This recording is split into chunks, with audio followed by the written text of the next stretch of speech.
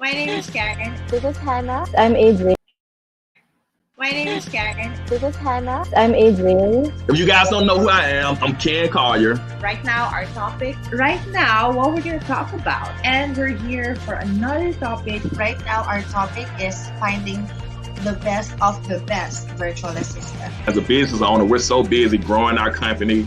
We're building, where we don't even get a chance to step away to kind of look at our business from the outside, looking in to see where we really need to fix. We want you to hire the best. We just don't want you to just pick up someone just because you need help. Because at the end of the day, you will also do the end of the bargain. It is very important to check out the competition. I know that you should always focus on your customers and not on your rivals, but you should also always check out the competition. Even though you have an amazing content, if you don't engage to them, your following will really not grow. Certain factor comes in is that you seek not just followers. Since you're engaging, you build relationships. No matter how great you are at processing, no matter how great you are at structuring your company, you could be the best dispute person, have the best credit repair letters in the world, right? But if you can't get clients in, it don't mean anything, right? When you have someone helping you around, you just finish things on time. You save time and you save effort.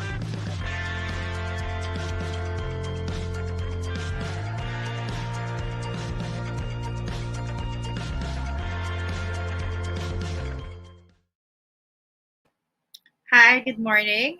And once again, I'm Karen Tevany and this is IHR Body Live. And I know it's good morning because it's 12:25 here in the Philippines. And I know most of us here in this group is from Philippines. So every other day we do this live where we share our knowledge about social media managing, marketing, basically the whole aspect of digital marketing.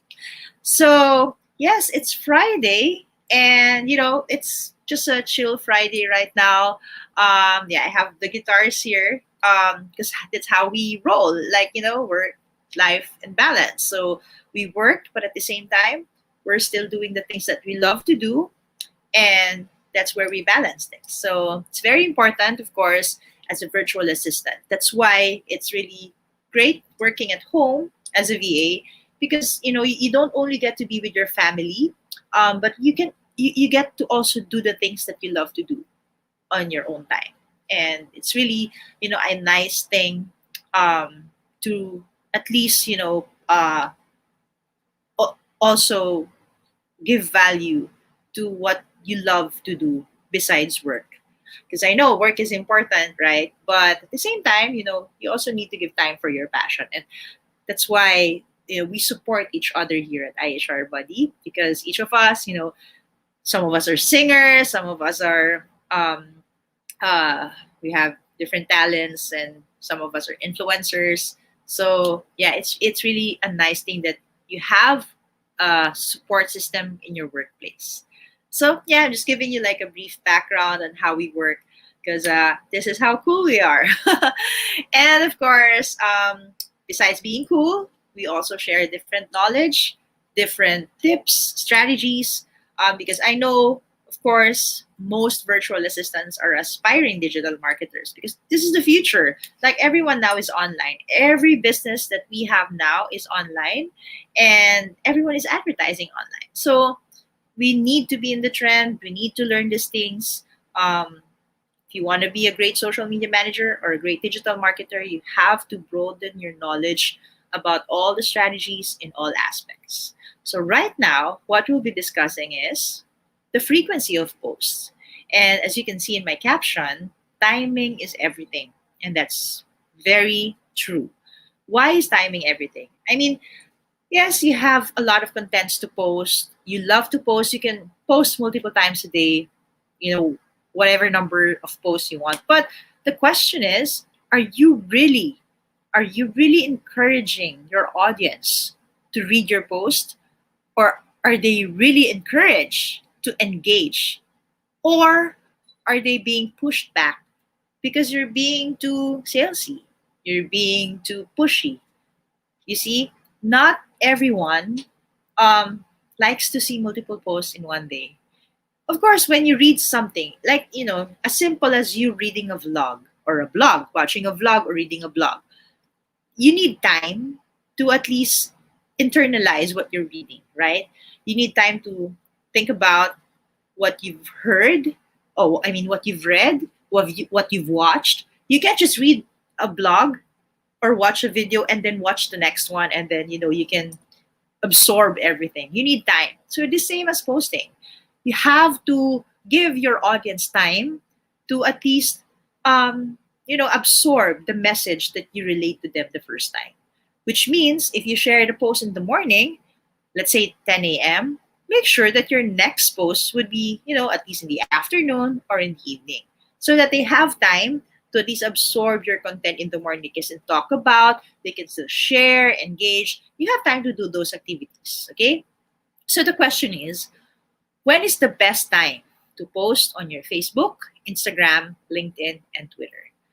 Okay, so since these are all different kinds of platforms, they all have different schedules. So for Facebook, for some articles, they say the best day to post is on Wednesday, Thursday, and Friday. The best time of the day would be 9 a.m. to 2 p.m.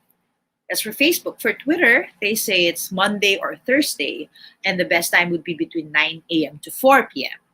For others, Instagram, it's Monday through Friday because you have stories. You can update your stories every day, and the best time would be 12 p.m. and 1 p.m. For LinkedIn, they say it's Wednesday, Thursdays, and Fridays, and the best time is 9 a.m. to 2 p.m. So if you try to look at the common denominator of the time, most of them would be starting at 9 a.m. So why? Because it's the beginning of the day.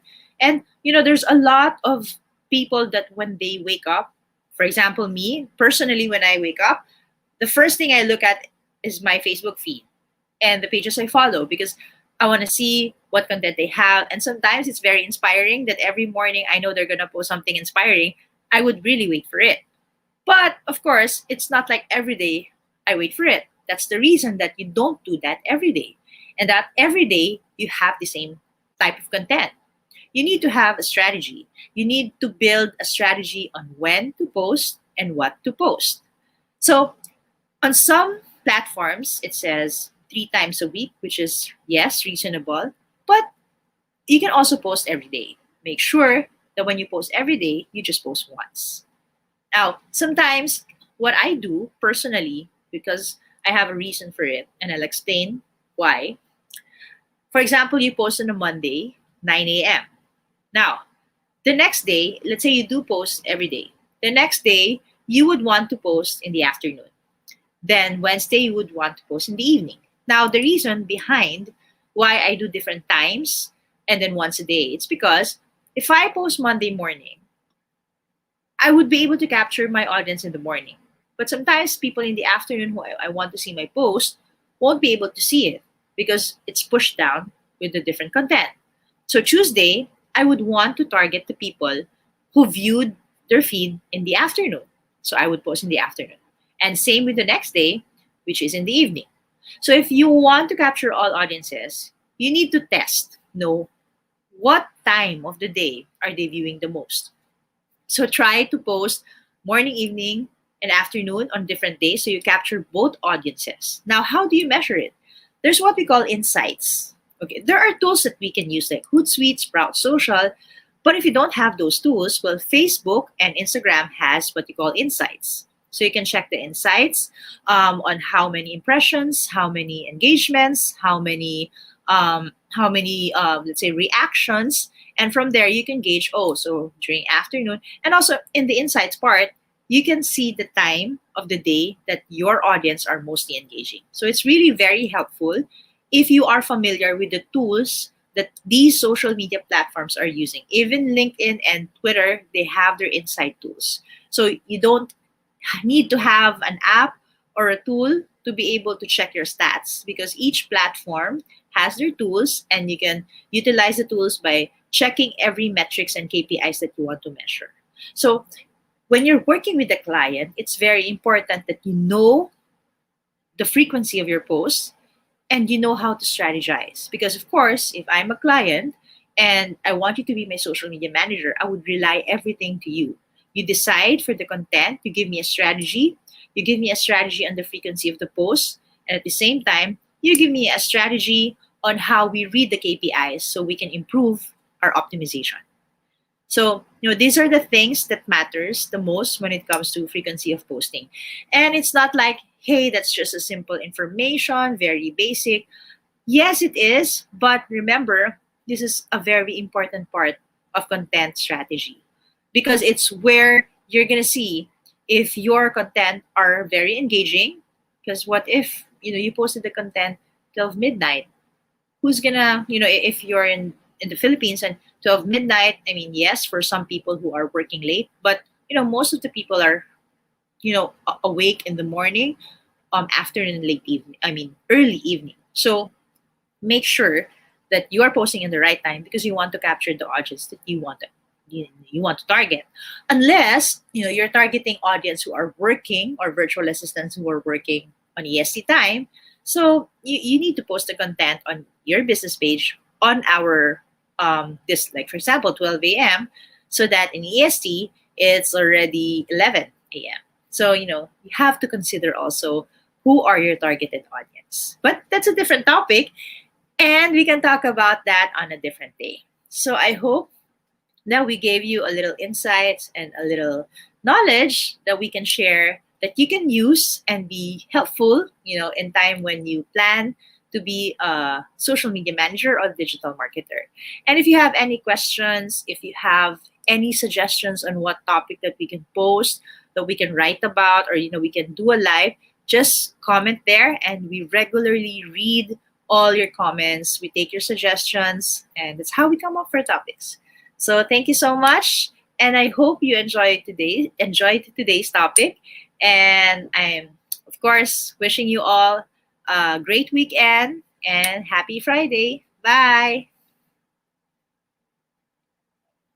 My name is Karen. This is Hannah. I'm Adrienne. If you guys don't know who I am, I'm Ken Collier. Right now, what we're going to talk about, and we're here for another topic. Right now, our topic is finding the best of the best virtual assistant. As a business owner, we're so busy growing our company. We're building, where we don't even get a chance to step away to kind of look at our business from the outside, looking in to see where we really need to fix. We want you to hire the best. We just don't want you to just pick up someone just because you need help. Because at the end of the day, you will also do the end of the bargain. It is very important to check out the competition. I know that you should always focus on your customers and not on your rivals, but you should also always check out the competition. Even though you have an amazing content, if you don't engage to them, your following will really not grow. Certain factor comes in is that you seek not just followers. Since you're engaging, you build relationships. No matter how great you are at processing, no matter how great you are at structuring your company, you could be the best dispute person, have the best credit repair letters in the world, right? But if you can't get clients in, it don't mean anything, right? When you have someone helping you around, you just finish things on time. You save time and you save effort.